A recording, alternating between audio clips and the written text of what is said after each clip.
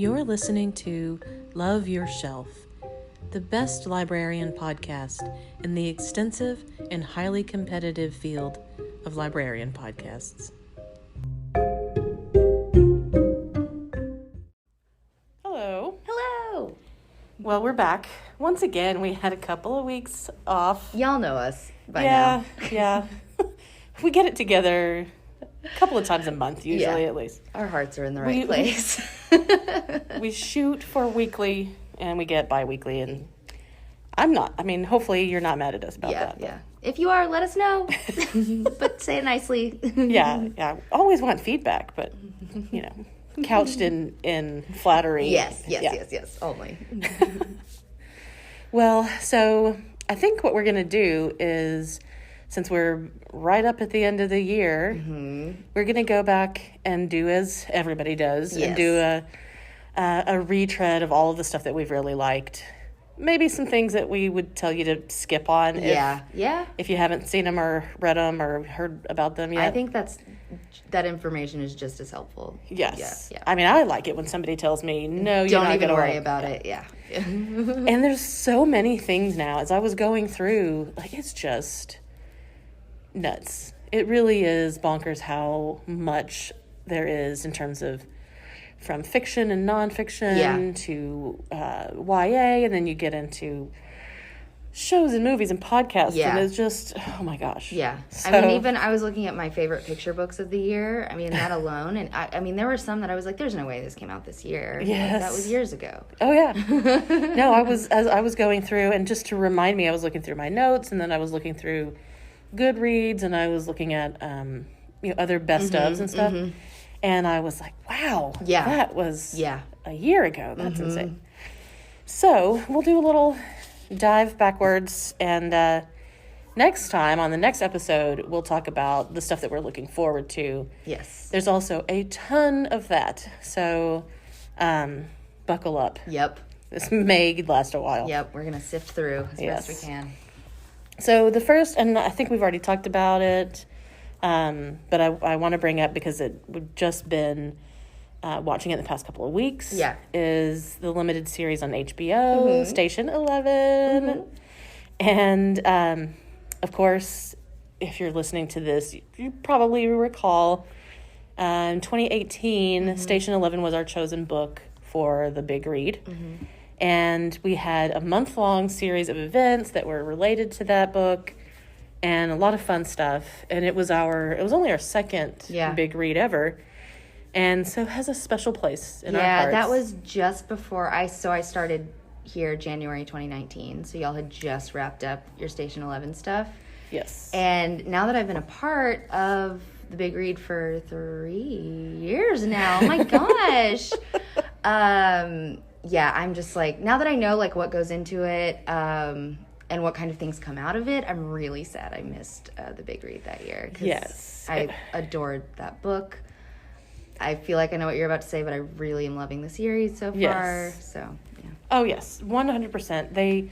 If you're a purist, I will say this. And I'm not one, but I know a lot of people are. A lot of readers have very strong feelings about the books that they love. Yeah. And they don't want people messing with them. This one's been messed with. Yeah. A little bit.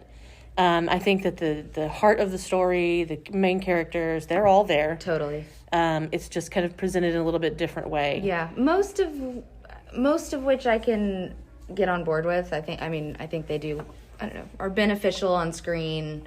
There are a few minor things I was kind of Yeah.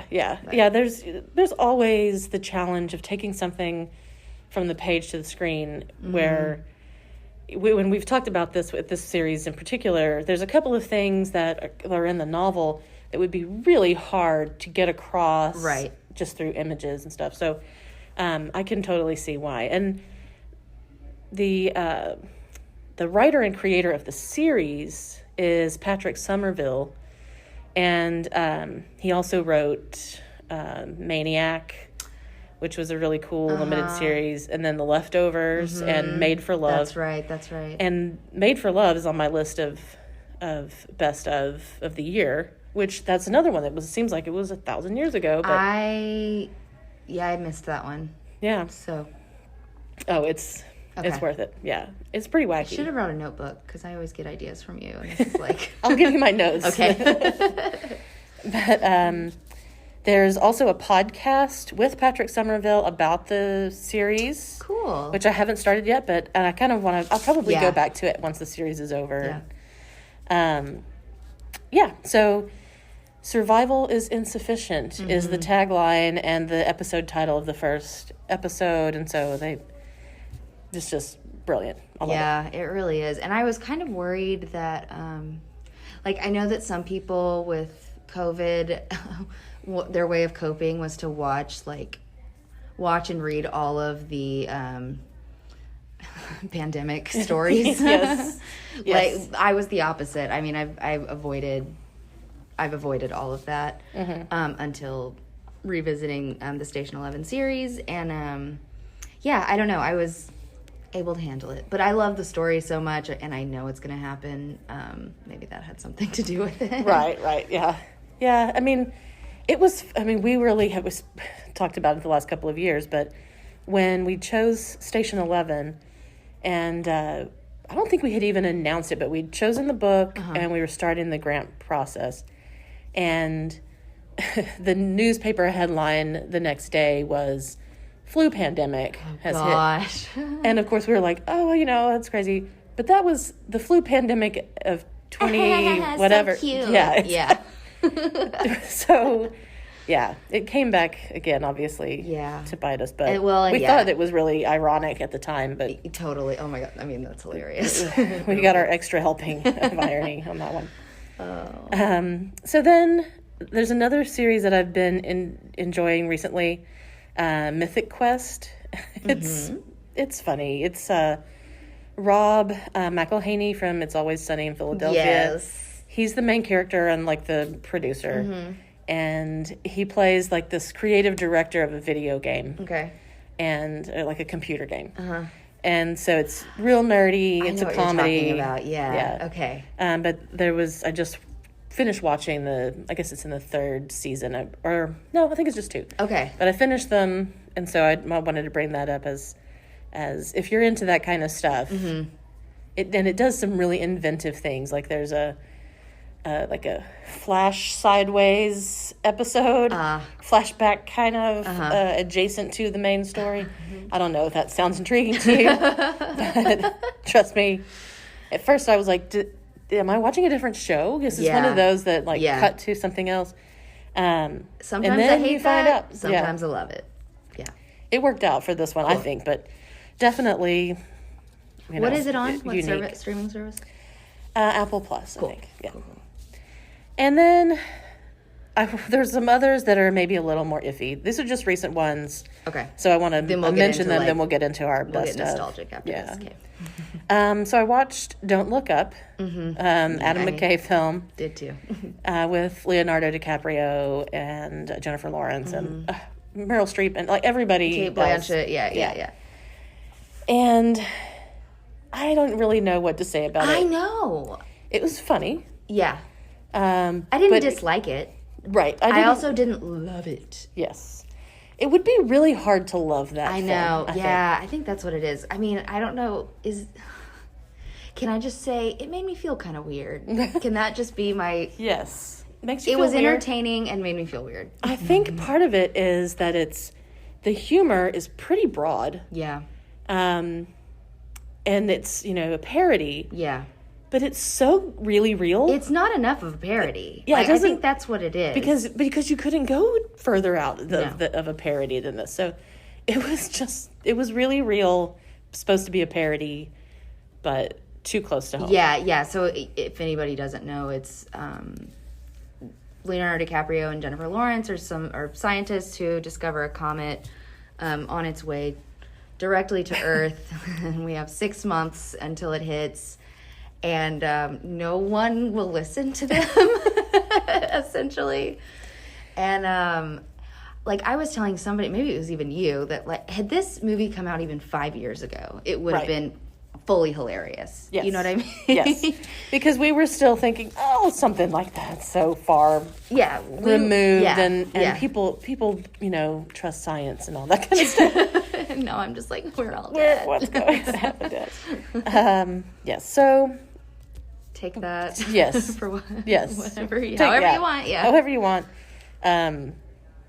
It's worth watching, I think. Yeah, definitely. A couple of things that are maybe not worth. So I pandemic watched The Witcher, the first season last year. Okay, you're the third person to bring that up in the last few weeks. Mm-hmm. One person who brought it up was a girl who worked at Ollie's, and she was very passionate about it, and she clearly had no coworkers to talk to about it. So she was like telling me and my sister, "You guys watch it and then come back here and we'll talk." I was like, I can't make that promise. Yeah, that's not gonna happen. But anyway, okay, I'm interested to So hear you talk about it more.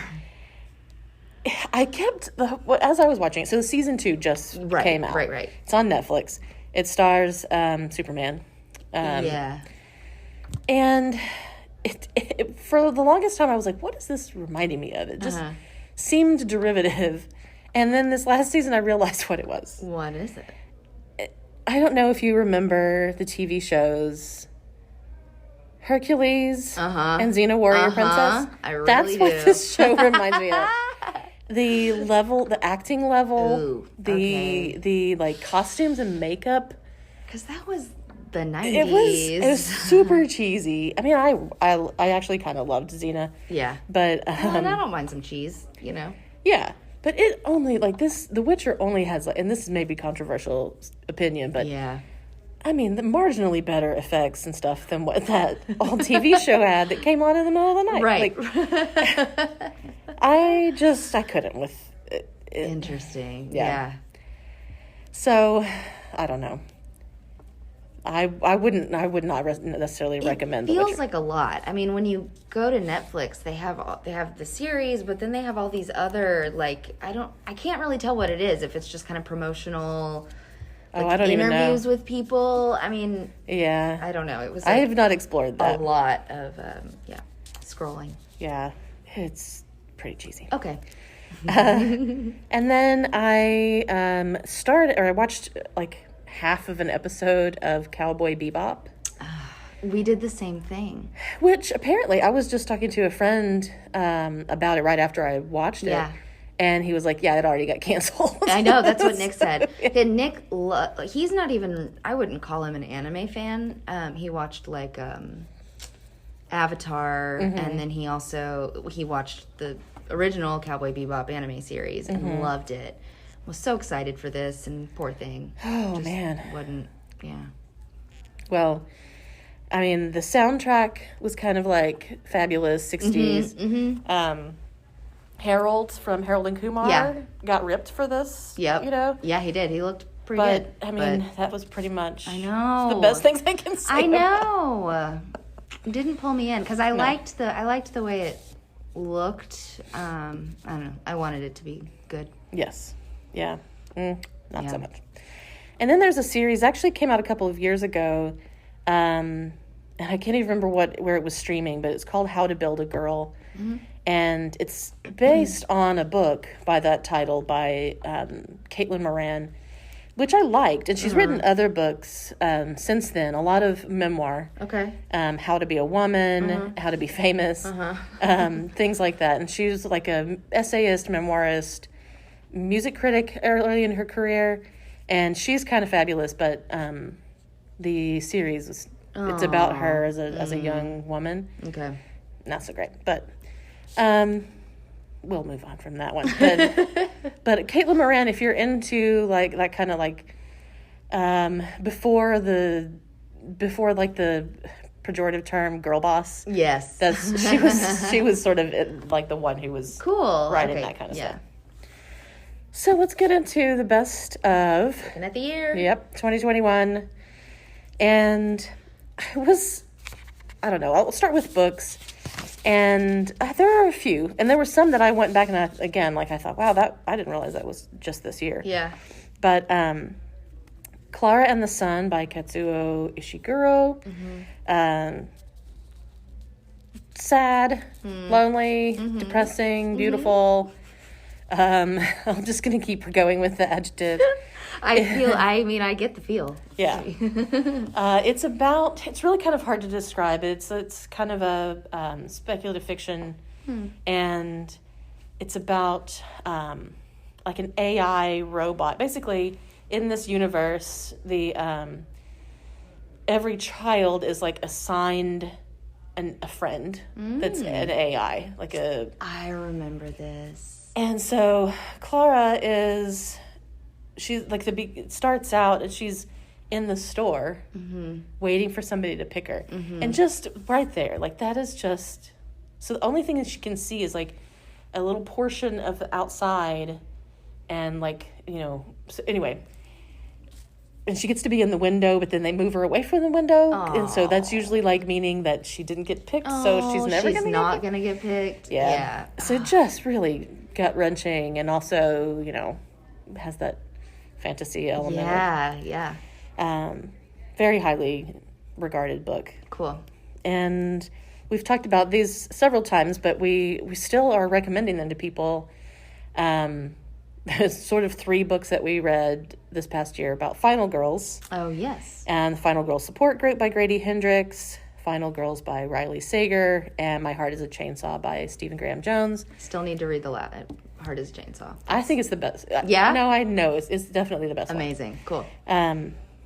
Really, really good. All of them. And, like, the concept, it's just funny that they all came out. Like, why did this become a thing for everybody to write novels about? It's so interesting. Well, and it kind of reminds me, I'm going slightly off topic, but like I mentioned to you yesterday, that whole I read an article about why Mary Bailey is the true hero of It's a Wonderful Life. Yes. And it kind of makes me think of that same thing, just sort of looking at these women that are a part of these stories, and like, what is that really like? I mean, what are they really going through? Exactly. It's flipping the script and looking at something from a different point of view. Yeah. So it's timely in that sense, for sure. And in case you haven't followed what we're talking about, Final Girl is, as a film term, basically because in horror films, I mean, almost down to a 1. Like, you could go through, like, the most famous horror films. There's usually a girl at the end who has somehow eluded the killer, whatever, the monster. Yeah. And survives. Lives happily ever after, right? Right. Wrong. Right. It's rough to be the final girl. Yeah. Right? Yeah. It turns out there's a lot of trauma that comes from that. Yes. Well, and one thing I thought that was interesting, like you talking about these movies, these that are so specific, I was thinking about Final Girl Support Group, and I realized that some, if not all of the women, like their stories, I think are loosely based on film series. Yeah. I mean, one was like, okay, this girl from Texas Chainsaw Massacre, right. This one that happened at a camp, Friday the 13th. Right, yeah. So anyway. Yeah, there's definitely Halloween, Friday the 13th. Yeah. I can't remember what else, but they all are derivative. Yeah. And not in a bad sense. Not derivative. No. I mean, this is sort of it's a character, it's a trope. And, and I think that I like, being a film buff, I like books and movies where there's a love for the other form of media. Yeah. So totally. This book is written for film nerds. Yes. It's like, so that you can read it if you're not. Yeah. There's plenty of like action and stuff happening and intrigue. Absolutely. But you also get the payoff if you know all of the stuff about these films, that you can pick up on all of these things that or that they're drawing from. Yeah. I've thought a lot about Final Girl Support Group since I read it. Yeah. So highly, those are all great. And a couple of those were not written this year, but we read them this year. So we'll make that caveat. Yeah. Not all of these have been published in 2021, but we're making the rules, folks. That's right. Another book that I really liked is written by Patrick Somerville, who we were just talking about, The Universe in Miniature in Miniature. And I'm just going to leave it there. I think if that sounds good to you, pick it up. Yep. Metafiction, contemporary dealings with stuff. If that sounds like something you would want to read that. Cool. Good. Then there's a graphic novel by Alison Bechdel called The Secret to Superhuman Strength. And Alison Bechdel is like a writer, cultural critic. Mm-hmm. And when we talked about this before in one of the previous episodes, I mentioned that in film, again, this is like another film geek tie-in, the Bechdel test is like a rating system for films.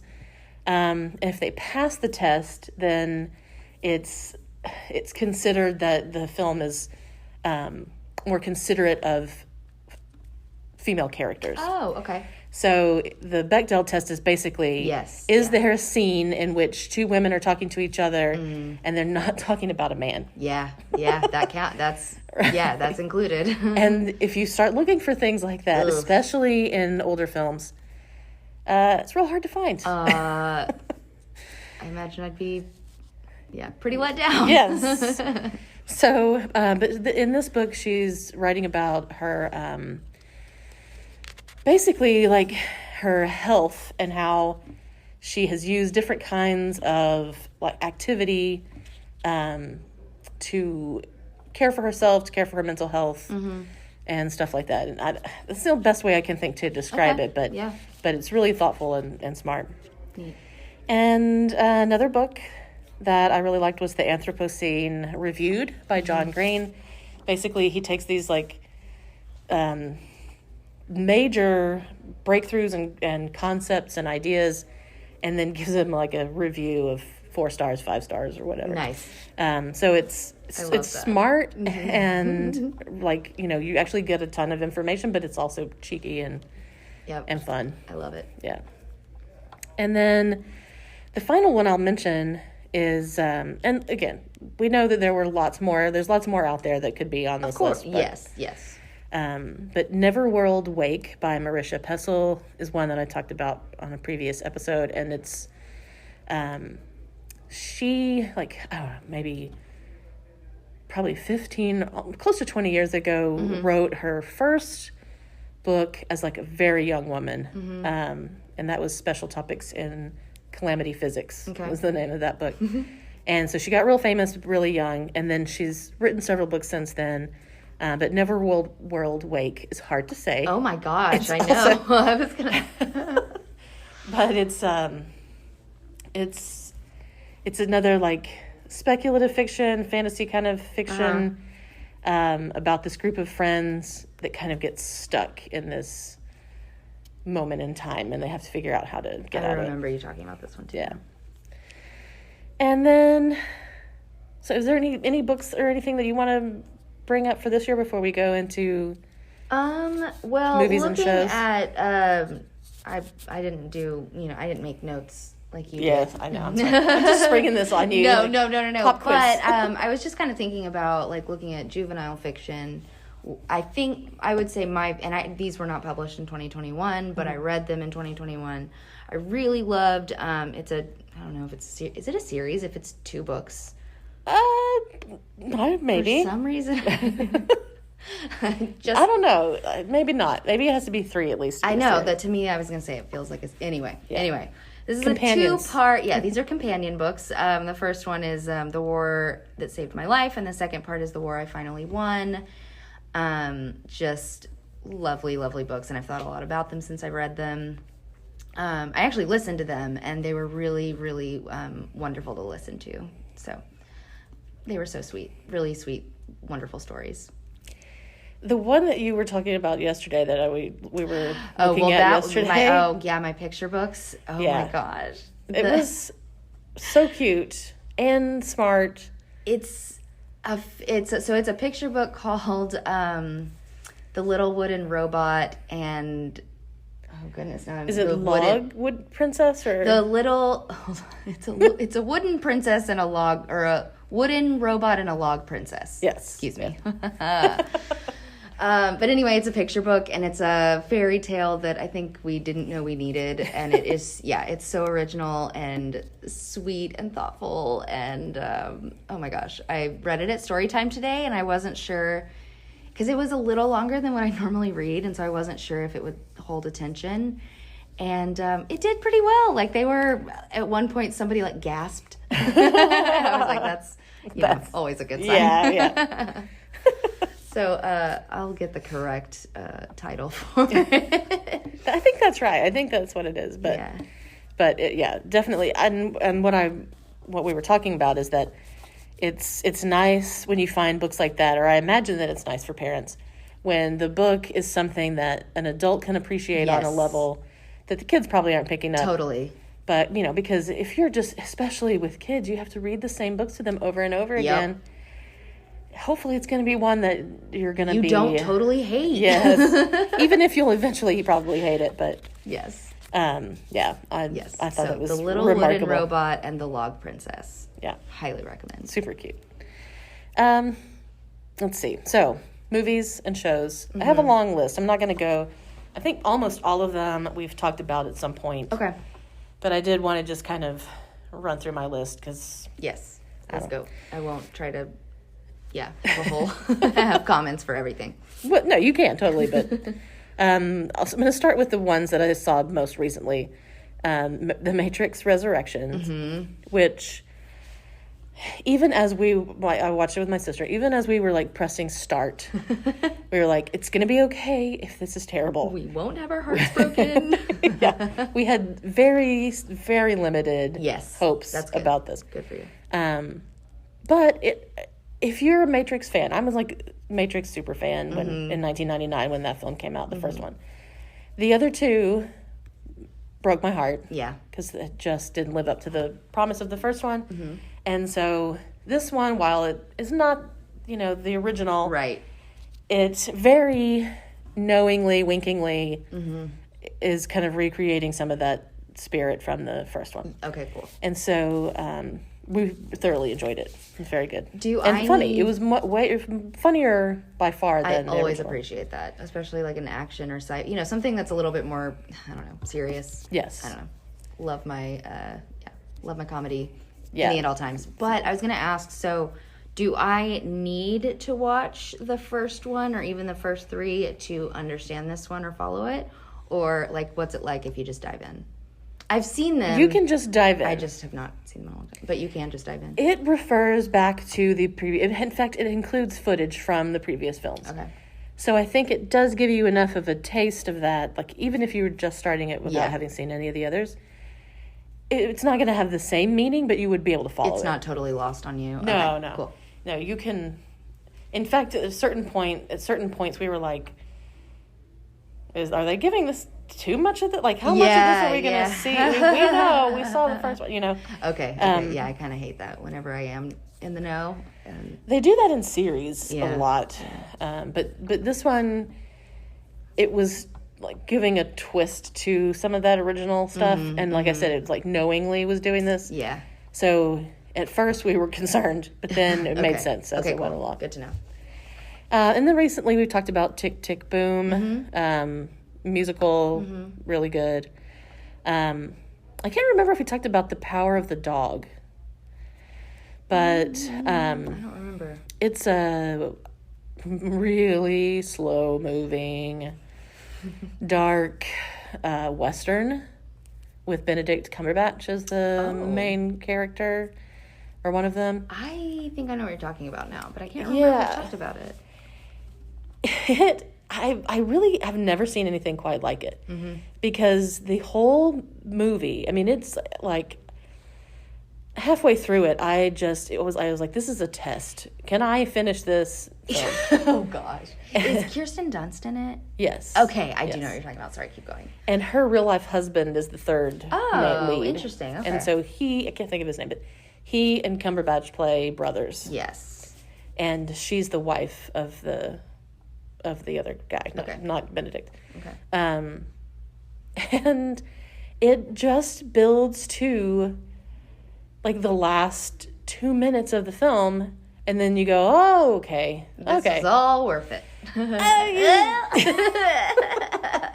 don't know about worth it, but I could see, okay, it was like, okay, now I get it. And I've never really experienced a film like that, and I think that's what is coming through, and I've looked at a lot of reviews of it, because I was just curious, and that seems to be what people are taking from it. They're like, okay, now we get what they were doing. Yeah, I see what y'all were trying to do. But, I don't know, at my advanced age, I'm very conscious of every passing moment of my life. You're like, do I want to do this? Like, what could I have done with that time? Yeah. Exactly. Could we have just given me the summary and then show me the last 2 minutes, and then I'd been like, okay. Yeah. No. Maybe that's what I'll do. Yeah. I've sacrificed a lot so that all of us can just exactly make the smart decision. Yes. But once I saw the end, I thought, okay, I'll accept it. Yeah, I will not, kick it out the door or whatever. I'll take it. And then I also talked about the documentary from Questlove, Summer of Soul, which about the 1969 Harlem Cultural Festival. It has footage from that. It's just unbelievable, and it's great documentary. And then this is one that I couldn't believe was just this year, but Palm Springs. That was this year. That was. I'd need to think about it, but it might have been my favorite comedy of the year. Yeah. It was good. Such a funny movie. It was really good. I mean, it was one of those that was like, I feel like we've seen this story before, but then you watch it and you haven't. No, yeah. It starts out that way for sure. In fact, there were quite a few series and shows like that. It was like a teen version, Map of Tiny Perfect something. Or something like that. Yeah. Yes. Yeah, very similar to that. I didn't watch it, but I think it is a Map of Tiny Perfect Things or something like that. Cool. Yeah. I was just kind of saying words and hoping they went together. Well, you did it. And then, of course, Bo Burnham, Inside. Yes. I think I watched that. I watched it multiple times, for sure. Really, really loved it. Yeah. And it's another one that I've thought about a lot. It's the music is catchy. The music is good, and if I'm sitting at home and like doing something else, and then I think about it, I turn it on. Yeah, because I'm like, so good. I need to hear that again. Anything and everything, all of the time. I mean, I'm gonna sing that for the rest of my life. Oh yeah, there's so many things like that. Yeah. It just really, he's gonna have a hard time topping that. Yeah, is what I'm gonna say. Was that his magnum opus? Because then, right, he's like 30 years old. Yeah, I know. He literally turns 30. I know, Jerry. Well. But that's for a lot of us. We go downhill after that. I mean, 31. Downhill from here. Oh yeah. But yeah, because then I looked, because I had thought, oh, he's amusing because he'd been doing stand-up acts since he was a teenager. Yeah. And I remember thinking, oh, that's funny. And then I looked back and watched some of them. Yeah. They're okay. They don't hold up as well. It's been a while. But this really, I think, is going to have lasting impact. And it's such a, like, almost literally a time capsule of the pandemic. Yeah. I mean, it's so funny and vulnerable. And, I mean, like, really kind of shocking at times and worrying at times. But anyway, it was... something for everyone. It really is, yeah. It's so funny. It's great. Then there's, as I mentioned, Made for Love, which is the same actress from Palm Springs. And she's married to this, like, tech bazillionaire, and they live in, like, a bubble, basically. And she escapes because she doesn't want to live this weird, quote-unquote perfect, untouchable lifestyle. So it's also funny and pretty wild. Yeah. And then on the drama side, there's Mayor of Easttown, which was good. Yes, it was. You, which is not really drama. You is, it was season 3 came out this year. Yes, that's right. And... it's dark, but it's funny. It's meant to. It's played so that it's funny, right? And but if you just like take like this is what happens in this episode, you'd be like, wow, that's terrible. Yeah. But it's like a Dexter kind of dark humor. Yeah, it's one I need to jump back into. Yeah. Let's see. In Search Party, is similar to that. Yeah, it is. Oh, yeah. And that has another final season coming out like next week or something, and then really soon. That's what I have to get back into too. I think when I was watching it, something happened that made me feel uneasy, and sometimes I'll just turn things off. I definitely when do that happens, yeah. and I did that, and then I think you told me about like, no, you need to stick with it, and so I need to. It's enjoyable. It did. It went fully off the rails. I mean, it went so hard to like some other realm. Yeah. But I want to know what's going to happen.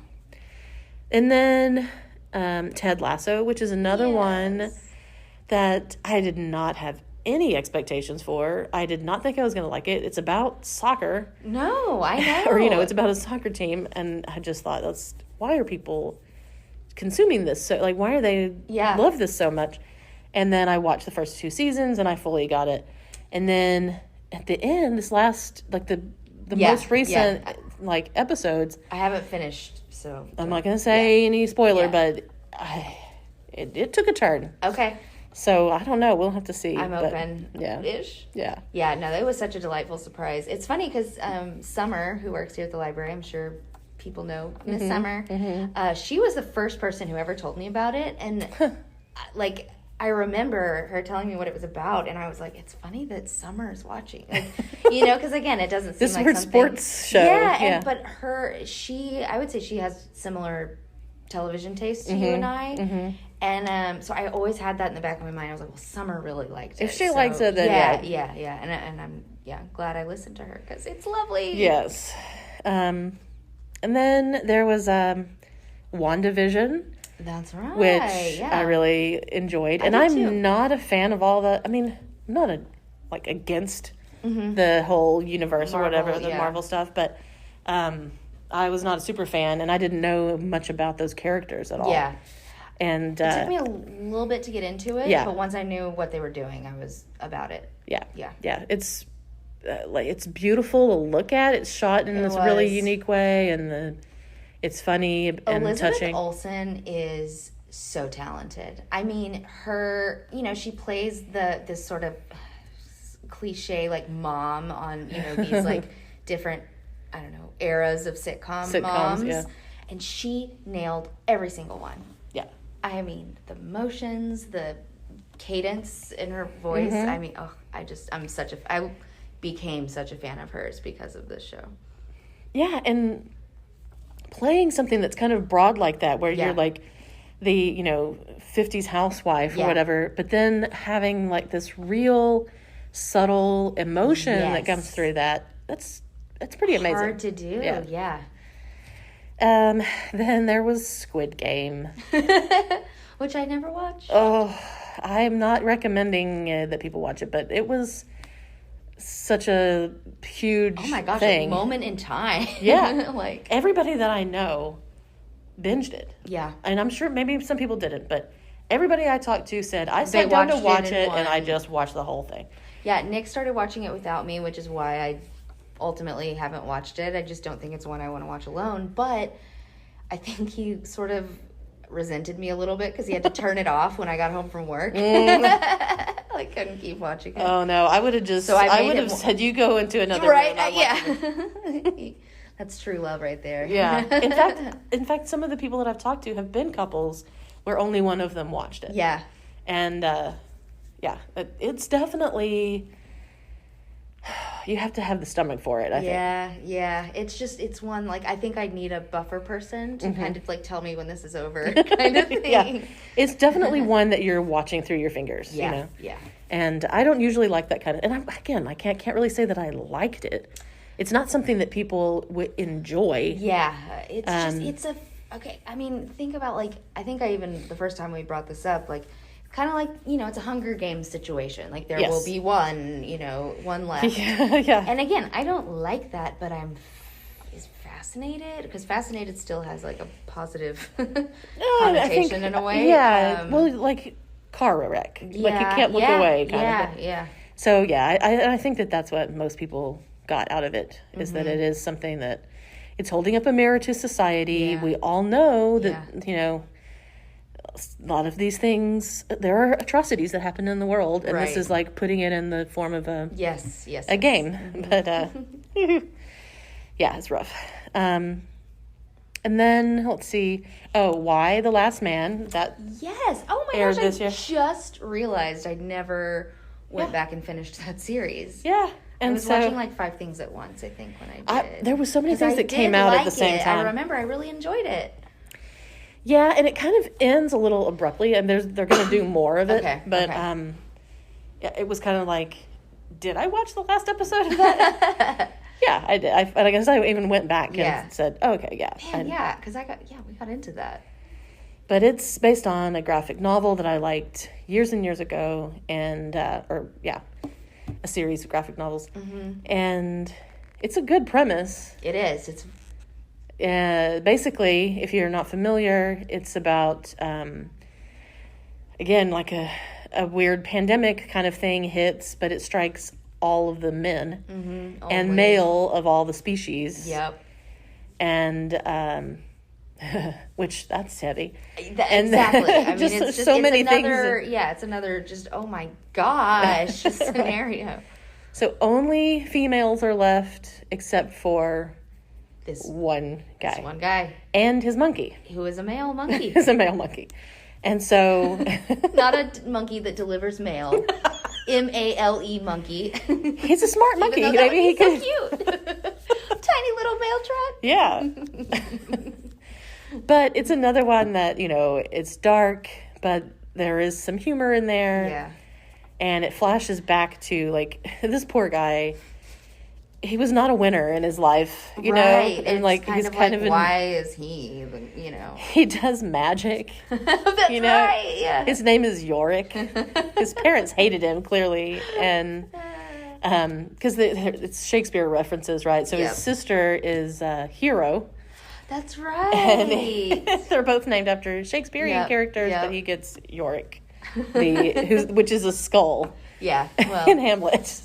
I was going to say, it could have been like, I don't know. Yeah. Mercutio would maybe be worse. I don't know. Well, yeah, there are plenty worse that you could be. But like Yorick is not even a character. It's just a reference. But it's fitting for this character because it's kind of like the inverse, he's the only one that's left alive. Yeah. But, I'm glad you brought that up. Yeah, that's good. Cool. And then 9 Perfect Strangers, which was imperfect, but still worth watching. Another one I didn't finish. Yeah, it was worth watching. Yeah, well, and I was going to say, don't take that. Me not finishing something doesn't necessarily mean anything. I just have... Like you said, there's a lot going on, and my mind wanders, and I have terrible memory on top of it. Yeah. It's hard to keep up with all the things. Yeah, it is. But that one was I didn't read the book, so I can't compare the two. And I kind of might want to read the book before I didn't read the book series. Either. Really? No. Okay. I'm not a Leanne Moriarty, I think. Yeah. It's super popular, but I just haven't ever really gotten into her books. So I've read a few. Anyway.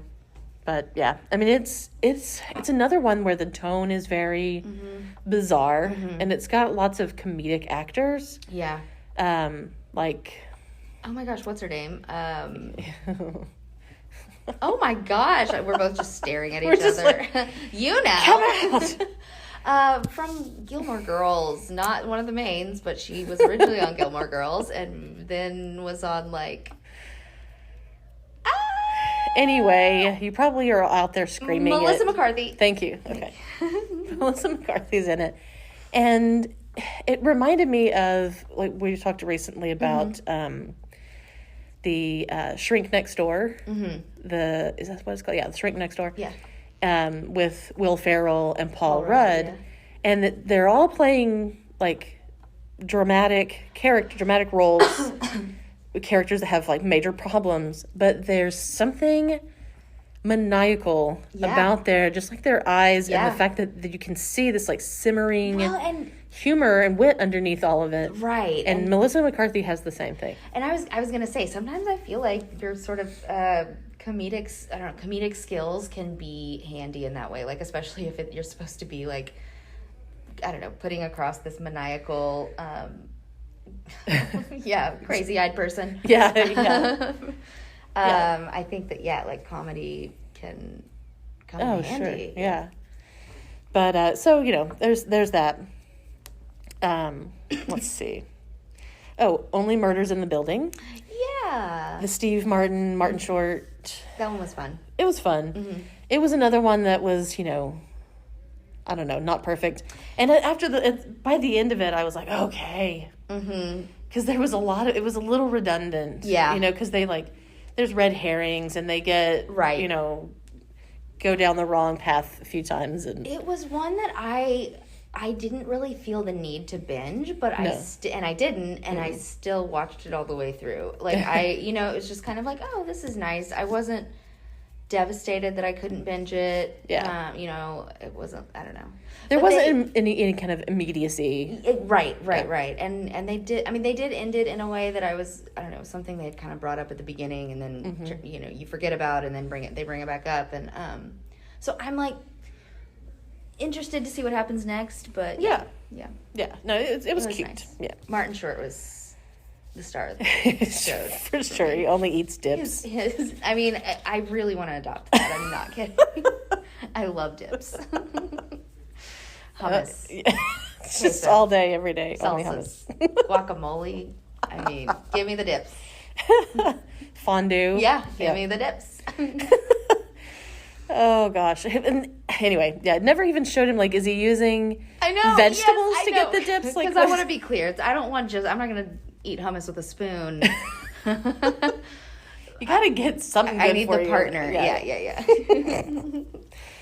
And then there's another one that I'm currently watching. It's not finished its end yet, but it's Yellow Jackets. Oh. And what is that?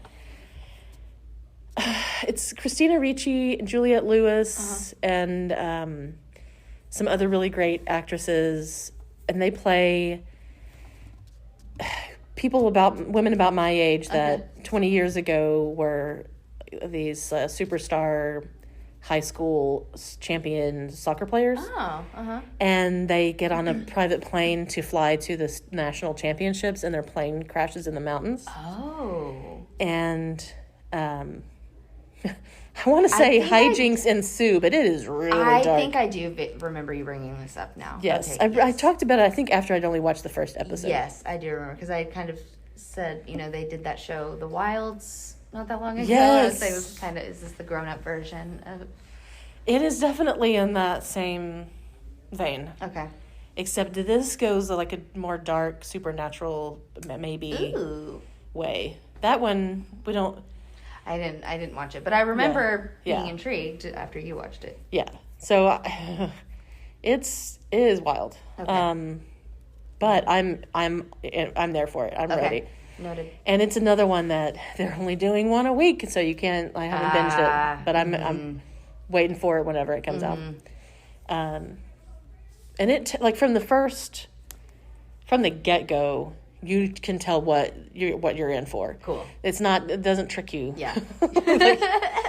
So you get from the first scene what is going to happen. What is it streaming on? I want to say HBO. Okay. Yeah. Cool.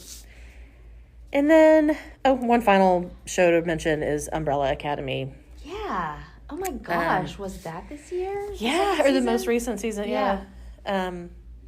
It's another one that I really enjoyed it. I didn't expect to, because I wasn't falling out of my seat for the first one. Right. But the second season was better.